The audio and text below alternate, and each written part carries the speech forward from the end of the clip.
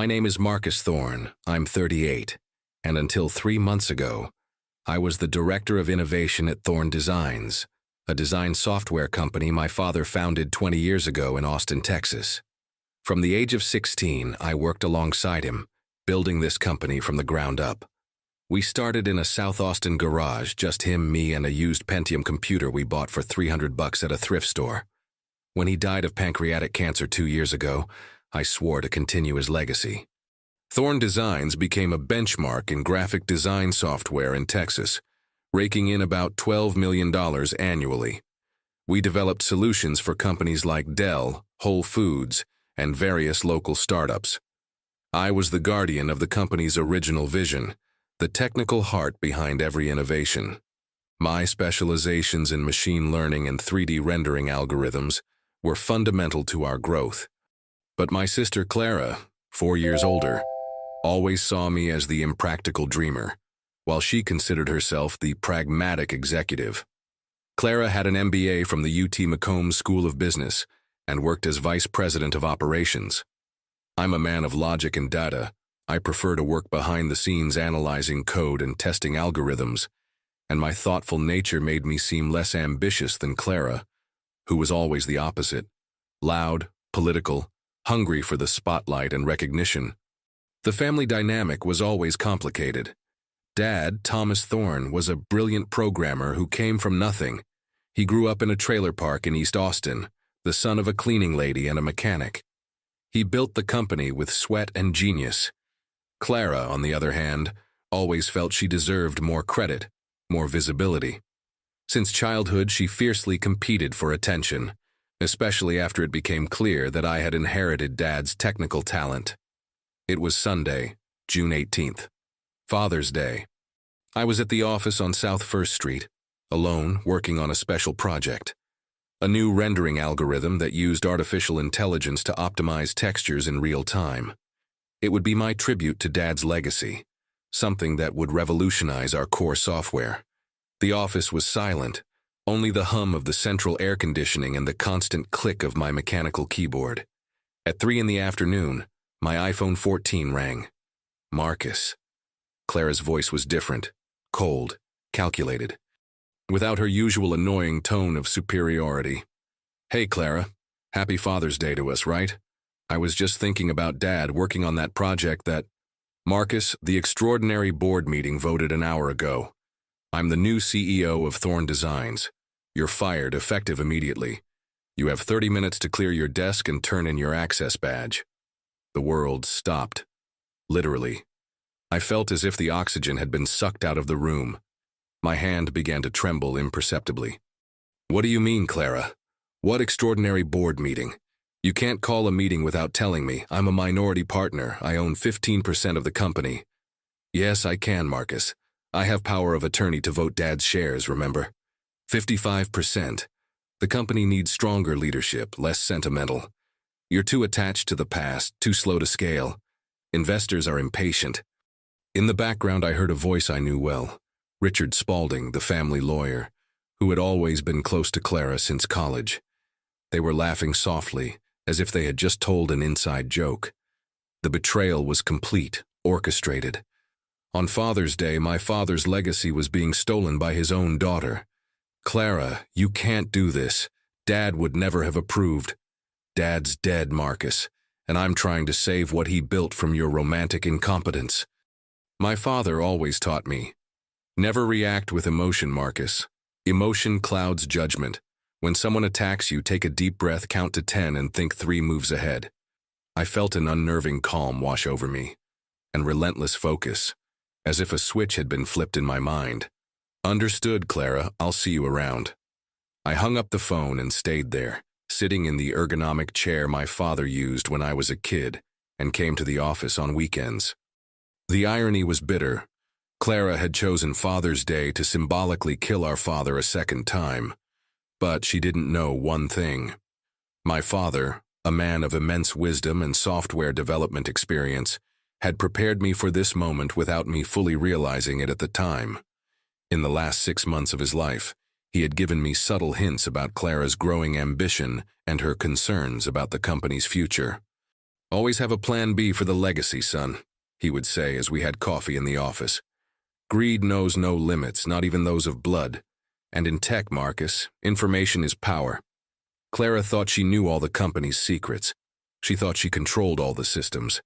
She thought I was just the idealistic nerd she could discard. She was wrong. Very, very wrong. After I hung up the phone, I stayed still for exactly 15 minutes. It wasn't that I was in shock. My mind was processing information at a speed that only happens when you've been working with complex code for over 20 years. Patterns, connections, variables that made no sense in isolation, but together formed a perfect algorithm of betrayal. The Thorn Designs office occupied the third floor of a commercial building on South First Street, overlooking Lady Bird Lake. Dad chose this location on purpose. He said programmers needed natural light and inspiration. At that moment, looking out the panoramic window, I felt as if I was seeing Austin for the first time. The calm waters of the lake contrasted with the storm brewing in my mind. Over the past 6 months, Clara had changed, subtly, like a bug that only appears under specific conditions. She started questioning every one of my technical decisions, claiming I was overcomplicating simple solutions. She began scheduling board meetings at times she knew I had development commitments, always on Monday mornings, when I tested system updates. She started calling my closest employees for informal chats about the company's direction. During Dad's funeral in January 2022, at Sunset Memorial Oak Cemetery, Clara had behaved strangely. While I and the company employees shared stories about his technical genius, she remained distant on her phone, apparently handling urgent matters. At the time, I interpreted it as her way of dealing with grief. Now I realize she was already orchestrating her takeover. What intrigued me most was how she had obtained the power of attorney for Dad's shares. When he died, the will was clear. Clara inherited 55% of the company. I inherited 35%, and the remaining 10% went into a trust for employees. But Dad never mentioned any power of attorney for voting rights. That meant she had tampered with legal documents without my knowledge. The most subtle change was in Richard Spaulding's behavior.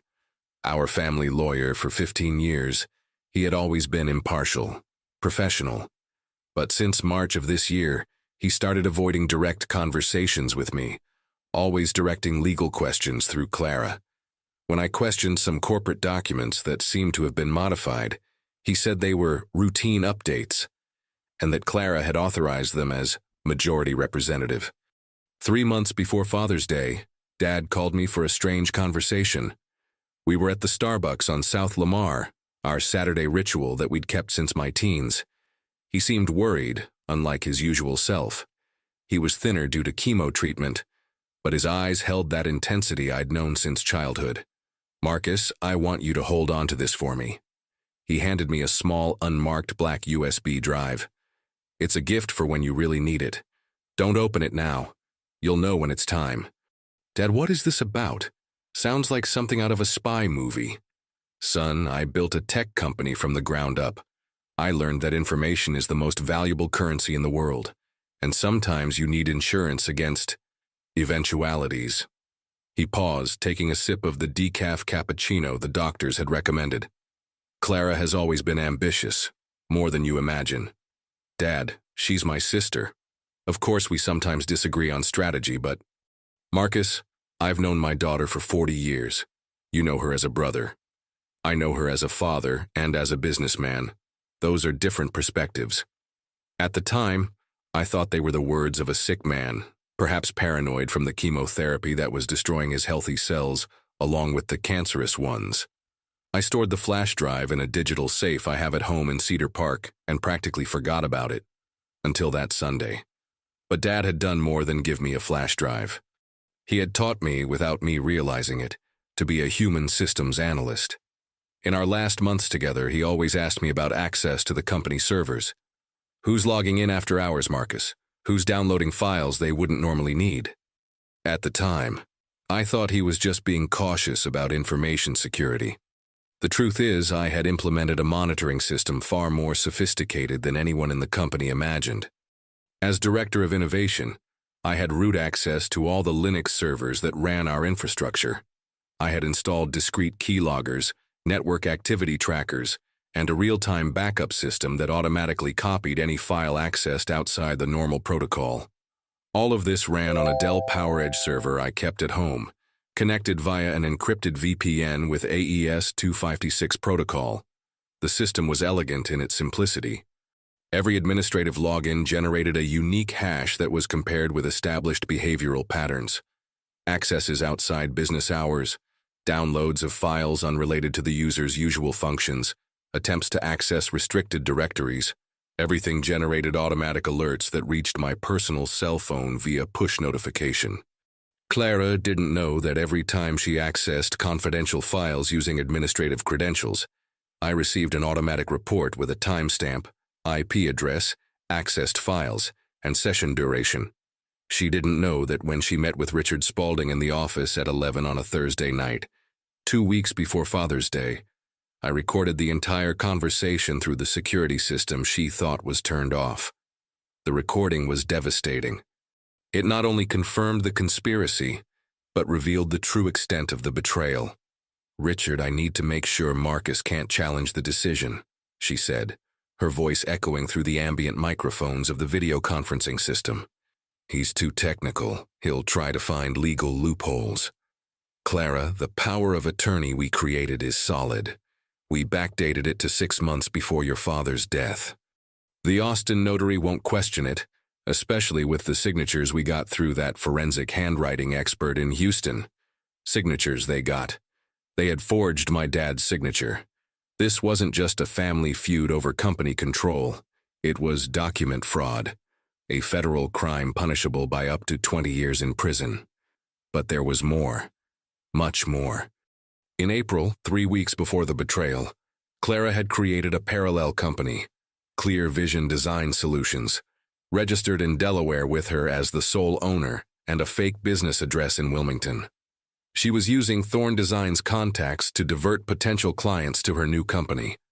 She had transferred at least 4 critical patents from our company to Clear Vision, using documents that looked legal, but contained irregularities only someone with my technical and legal knowledge could identify. The most impressive part was the sophistication of the plan. Clara had convinced 2 members of our board, James Morrison from Morrison Capital Management, an investment fund that held a minority stake in the company, and Sarah Chen, our financial consultant from Ernst & Young, that I was sabotaging company growth with my obsession with technical perfection. She promised them executive positions in the new company and a 5% share of the profits if they supported her takeover. The conversations I intercepted revealed that Clara had been planting seeds of distrust for months. "Marcus is stuck in the past," she would say. "Our competitors use agile methodologies, launch products in weeks, not months. He wants every line of code to be perfect. But perfect is the enemy of good." What she didn't understand, and perhaps never truly grasped, is that my obsession with perfection had built Thorn Design's reputation. Our software had an error rate of less than 0.02%, while the industry average was 3.5%. Our clients paid a premium for our products because they knew they worked. Always.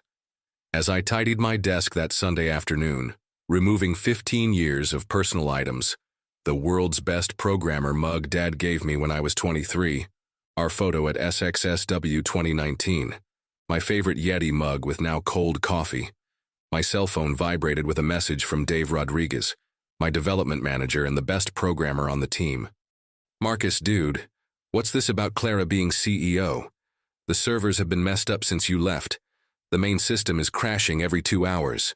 The rendering algorithm you updated on Friday isn't working anymore." I smiled for the first time that day.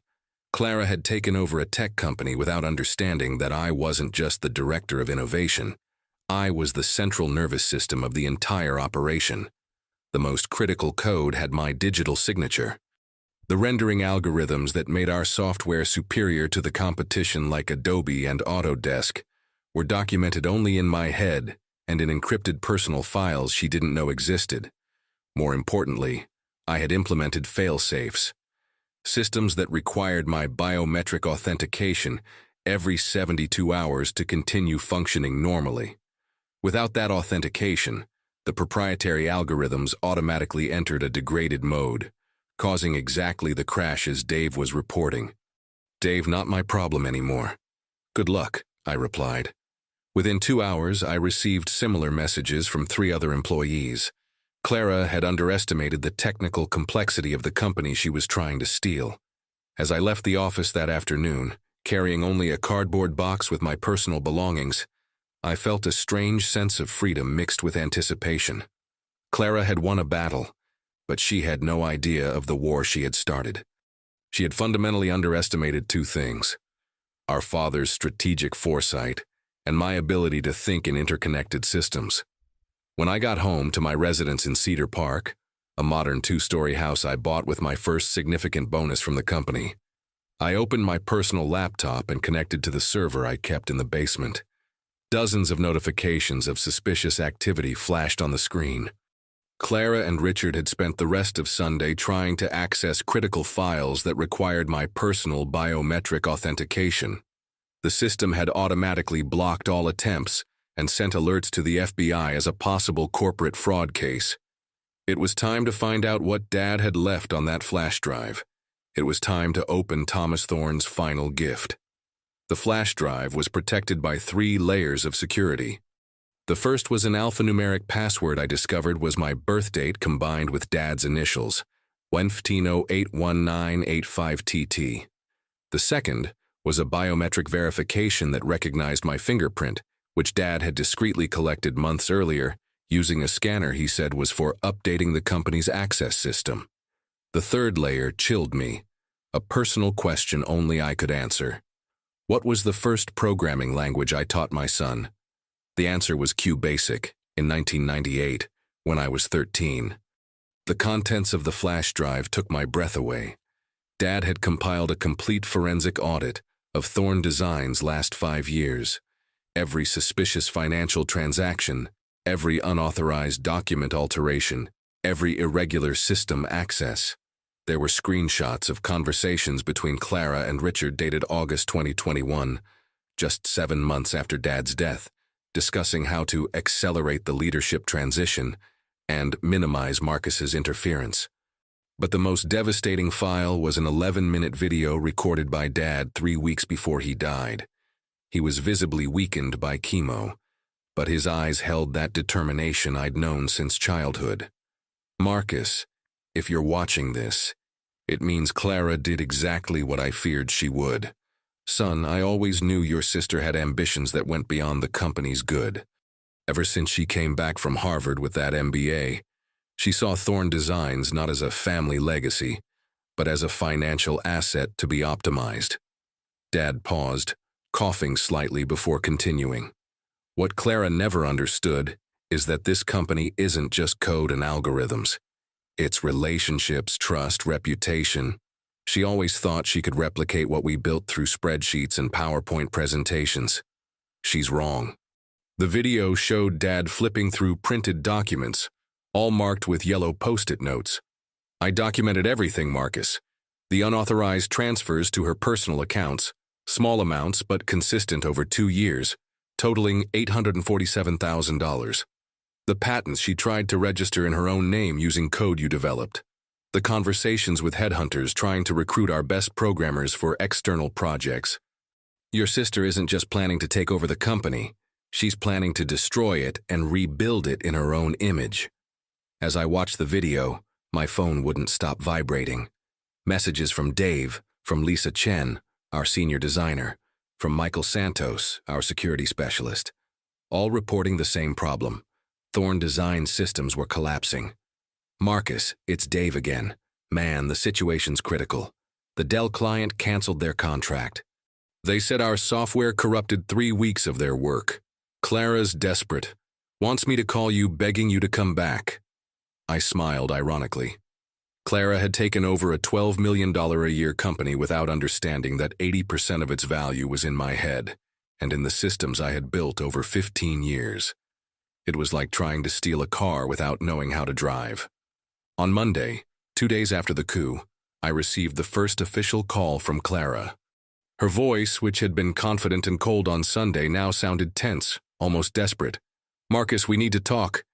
There's a misunderstanding." "There's no misunderstanding, Clara. You fired me, remember?" "Marcus, please. The company is facing some temporary technical challenges. Maybe we can find a solution that benefits all of us." "What kind of solution?" "How about we go back to being partners? I could offer you the CTO position with a substantial salary increase. We could call it a restructuring." The audacity was astounding. She had betrayed me on Sunday, and on Monday she was offering me a promotion. "Clara, you fired me on Father's Day using fraudulent documents. Now you want me to come back and fix the mess you made?" The answer is no. "Marcus, don't be dramatic. There's nothing fraudulent." I hung up. By Tuesday, the situation had drastically deteriorated. Dave told me that 3 major clients, Dell, Whole Foods, and a virtual reality startup that paid $50,000 monthly, had terminated contracts citing critical software failures. The company's stock had lost 30% of its value in 2 days. James Morrison, from the board, was threatening to pull Morrison Capital's investment. Clara called again, now clearly in a panic. "Marcus, our lawyers say you installed some kind of virus on the servers. This is sabotage." "Clara, I didn't sabotage anything. I merely implemented security protocols that require continuous authentication from the lead developer. Protocols you were unaware of because you never cared about the technical aspects of the company." "What the hell does that mean?" "It means the proprietary algorithms that make our software work enter a degraded mode without my presence. It's a fail-safe against intellectual property theft. Dad approved the system. Deactivate it immediately." "I can't. I don't work for Thorn Designs anymore, remember? Besides, it would be illegal for me to access systems of a company that no longer employs me." The silence on the other end lasted almost a minute. "What do you want, Marcus?" "Justice." On Wednesday, I received a call from Richard Spaulding. His voice was different, nervous, almost pleading. "Marcus, we need to resolve this situation civilly. Clara is willing to negotiate a more smooth transition. Richard, you and Clara falsified my deceased father's signature. This isn't a business dispute. It's federal crime. The FBI has jurisdiction over document fraud that crosses state lines. Marcus, there's no evidence of... I have recordings, Richard. I have system access logs. I have forensic documents that show when and where the signatures were created. I have evidence of Clara's parallel company and the illegal asset transfers." Richard was silent for a long moment. "What do you want?" "I want an emergency board meeting. Tomorrow at 9 a.m. I want all board members present, and I want Clara to stop trying to access files that no longer belong to her." On Thursday morning, I drove to the Thorn Designs office for the first time since Sunday. The parking lot, usually full at 9 a.m., had only 4 cars. Dave met me at the front door. "Marcus, man, good to see you. The company's falling apart. Half the dev team is looking for new jobs. Clara's spent the last 3 days yelling at everyone, blaming IT, blaming clients, blaming you. Where is she now?" "Conference room, with the board. They're waiting for you." I walked into the conference room carrying a folder containing printed copies of all the evidence Dad had compiled, plus the recordings and logs I had collected.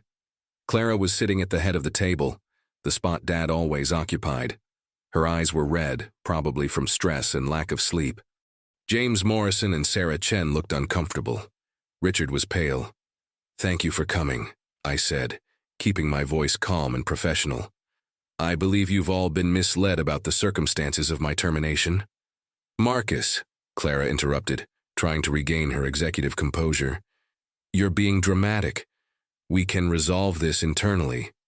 "Clara, please." I opened the folder and distributed copies of the documents. "I'd like everyone to examine the evidence before we talk about internal resolution." The silence in the room was absolute as the board members flipped through the documents.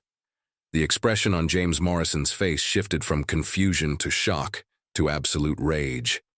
"Clara," he said finally, his voice trembling, "can you explain these unauthorized transfers and this company in Delaware?" It was the beginning of the end for my sister. Clara tried to interrupt several times while I presented the evidence, but James Morrison silenced her with a firm gesture. The man who had invested $2.8 million in Thorn Designs was not fooling around. "Marcus," said Sarah Chen, our financial consultant, "these transfers, I never authorized any of this. Clara told me they were bonuses approved by you. Sarah, all transfers over $25,000 required my digital signature. Check the banking system logs. You'll see my authentication was never requested for any of those transactions." Richard Spaulding was visibly sweating. He knew he had crossed a line of no return.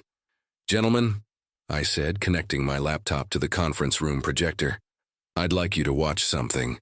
Dad's video began to play. His voice, weak but determined, echoed through the conference room.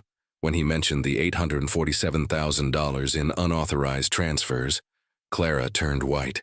"This video is fake," she said desperately. "Marcus digitally manipulated."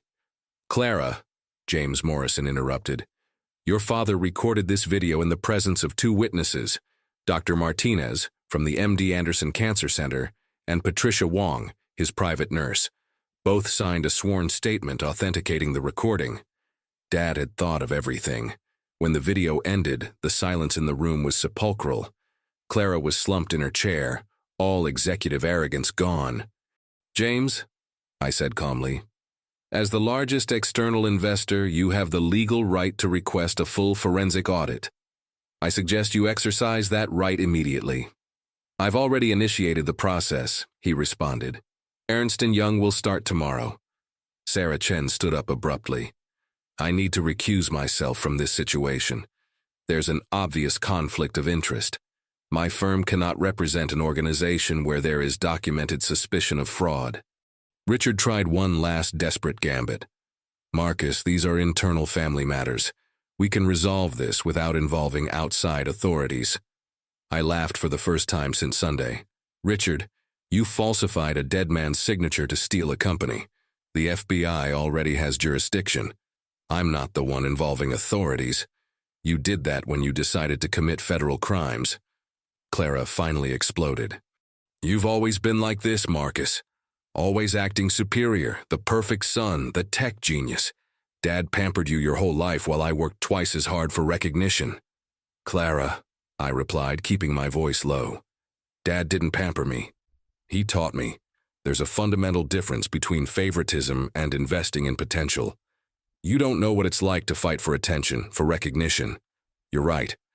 I don't know what that's like because I never had to steal to earn respect."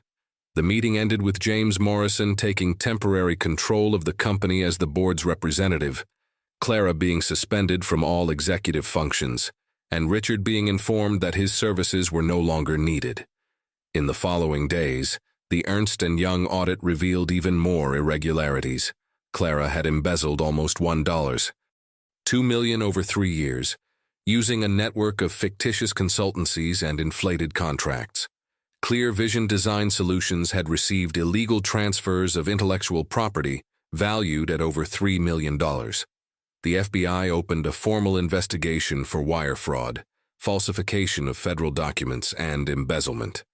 Richard Spaulding lost his Texas bar license and faced criminal charges that could result in up to 15 years in prison. James Morrison offered me the position of interim CEO while the company restructured. I accepted with one condition: total financial transparency and a new board with employee representation. "Marcus," he said during our first official meeting, "you saved my investment. Without your intervention, Clara would have destroyed the company in 6 months." "James, I didn't save your investment. I saved my father's legacy." The rebuilding was faster than we expected. Dave Rodriguez took over as official CTO. Lisa Chen was promoted to Director of Design, and we implemented a new structure where all senior employees had profit sharing.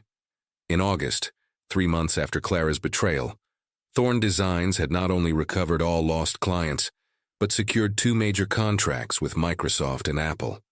Our reputation for integrity and technical excellence, temporarily shaken, emerged stronger. Clara was sentenced to 4 years in federal prison and ordered to repay all embezzled funds, plus fines totaling $2.8 million. Clear Vision Design Solutions was dissolved. All assets transferred back to Thorn Designs. Richard Spaulding got 8 years for leading a criminal conspiracy. The judge was particularly severe because he had violated the sacred trust between attorney and client, taking advantage of a grieving family's vulnerability. 2 years later, on Father's Day 2024, I visited Dad's grave at Sunset Memorial Oaks Cemetery.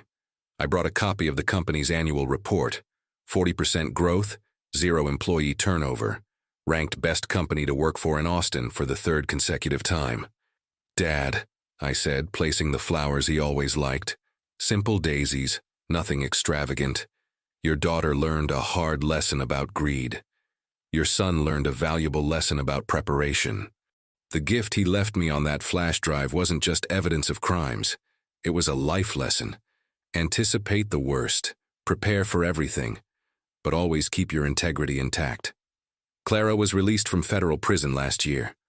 I heard through Dave that she now works as a manager at an electronics store in Houston, earning $45,000 a year. She lost everything: her house, car, reputation, relationships. More importantly, she lost trust, the most valuable commodity in the business world. We never spoke again. Sometimes UT Austin students visit our company for internships and ask about my journey. I always tell the same story. Success doesn't come from defeating enemies, but from building something so solid that not even betrayal can destroy it. Thorn Designs is now worth $18 million. We employ 47 people, all with profit sharing. We have a memorial room for Dad, where we keep his last invention, a data compression algorithm that is still superior to anything on the market. His legacy wasn't just a company. It was the lesson that integrity, preparation, and patience always triumph over greed, haste, and betrayal. If you've made it this far, it means you value stories about justice and consequences. If you enjoyed this story, like it. It helps me know what kind of content you want to see more of. In the comments, tell me, have you ever faced family or professional betrayal? How did you deal with it? Your experiences can help others going through the same situation. And if you haven't subscribed to the channel yet, go ahead and subscribe and hit the bell icon so you don't miss any new stories. Share this video with someone who needs to understand that patience and preparation are the best weapons against injustice. See you in the next story.